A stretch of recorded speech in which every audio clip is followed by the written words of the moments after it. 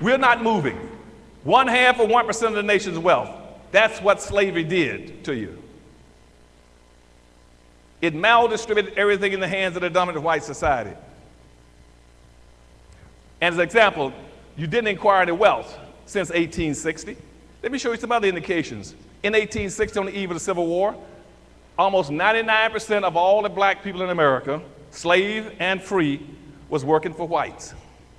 Either in a white corporation, in a white business, in some white office, making wealth comfort for whites, on a plantation or whatever it is. Here you are, 140 years later, and again, 98% of all the black people in America work for whites. They either work in some level of government, white businesses, city government, state government, school teaching. Only 2% of all the blacks in America work in their own communities for themselves. Only 2% work for themselves. You haven't changed in 140 years. Let me try it another way if you still don't understand my point. On the eve of the Civil War in 1860, again, at that time, going and looking at all the prisons in the United States and examine their records, I found out in the records, when I looked in the prisons in Savannah, Georgia, Atlanta, Georgia, Philadelphia, Pittsburgh, New York,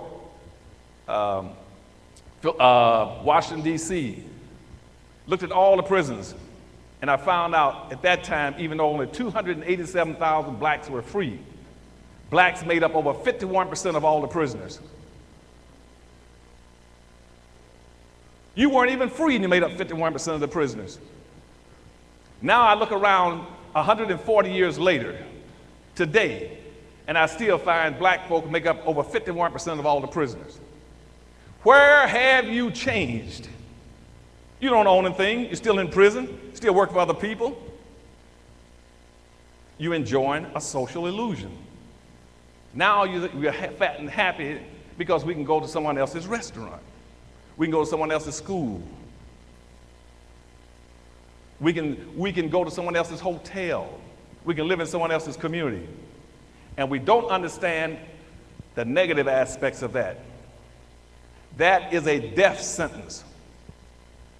And we don't understand what racism is. So what we are doing is committing suicide. We got 3 years ago before we go into it. 3 years ago, before you're gonna see massive suicides happening. Because you don't even understand what racism is. I've gone all around the world. Even when I was with President Carter in the White House, I had to take trade missions in the third world nations, in Africa, Latin America, the Middle East.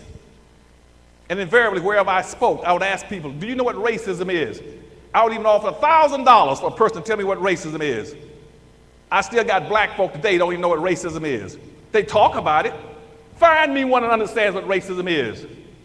Every time I ask them, what is racism? Well, Claude Anderson, racism is not liking somebody.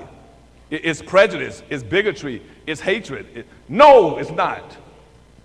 Racism is a competitive relationship between groups of people that are competing for the ownership and control of wealth and resources and power. That's what racism is. Racism is a group phenomenon. Racism is a team sport. You cannot be participating in racism if you don't play as a team. You can't correct it. You're not even in the game. Racism is like football, basketball, and baseball. You play as a team or you lose. And I got all these so-called educated blacks in America on TV, heading up civil rights organizations, getting elected to public office. Don't even understand what racism is. That's why they don't do anything.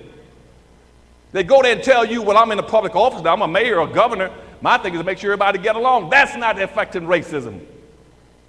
Nobody asked you to get elected to office to make people get along. Now, racism never existed on the earth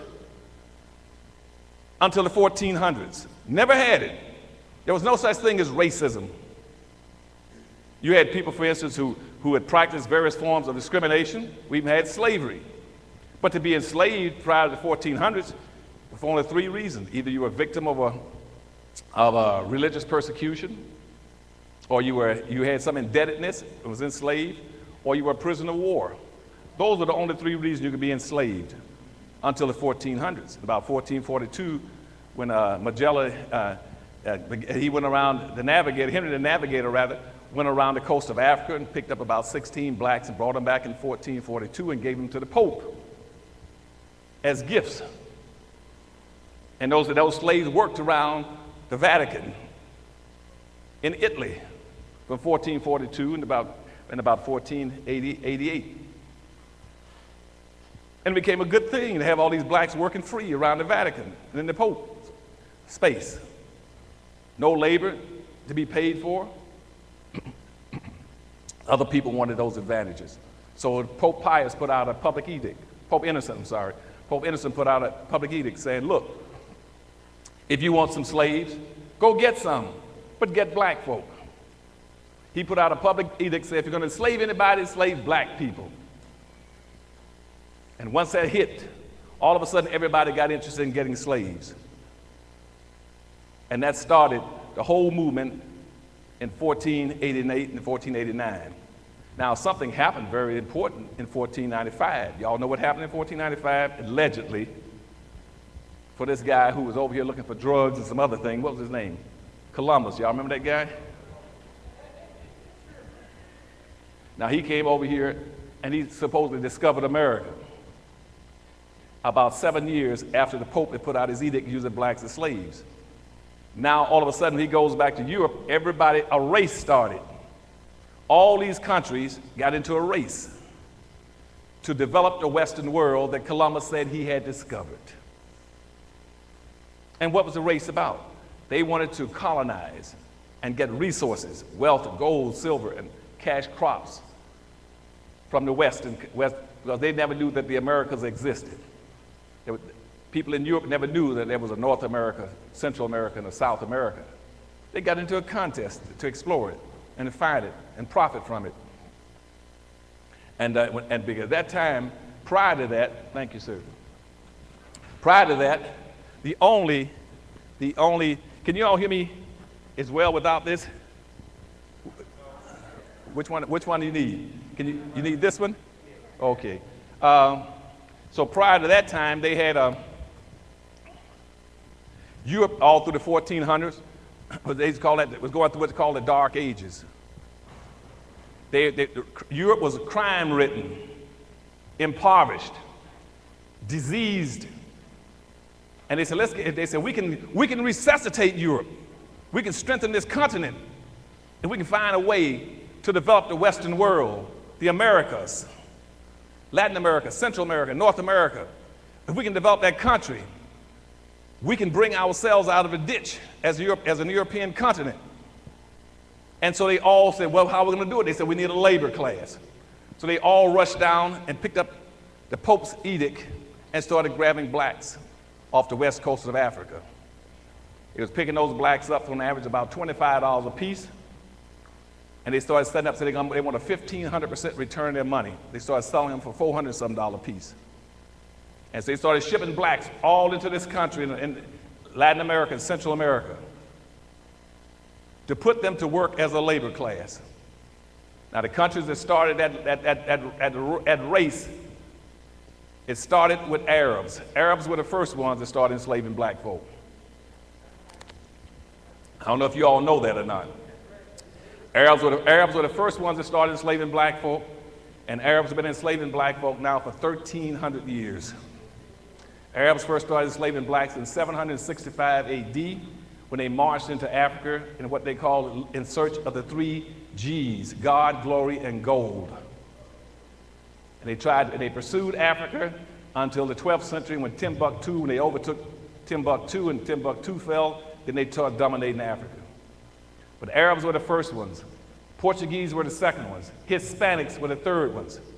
Then the Germans and the Danes. Then the French. Then the English. The Norwegians on down the line. Then lastly was the American Indians. Everybody's enslaved black folk. And that's what a race was. A contest started to develop the Western world. The rule was he who gets there first with the most slaves and make the most money will be the most powerful nation on earth. And the race began. Everybody was in the race to use